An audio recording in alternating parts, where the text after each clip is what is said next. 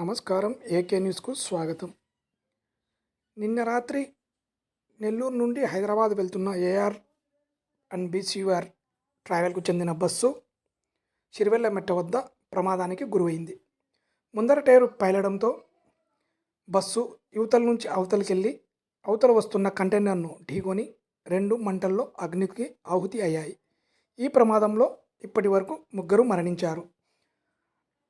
అటు bus driver, ఇటు lorry driver, cleaner ఈ ప్రమాదంలో కాలి బూడిదయ్యారు.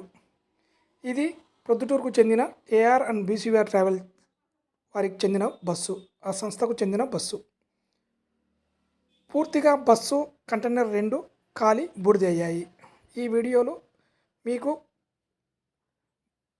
కొన్ని దృశ్యాలు భయానకంగా ఉండవచ్చు, చూడండి.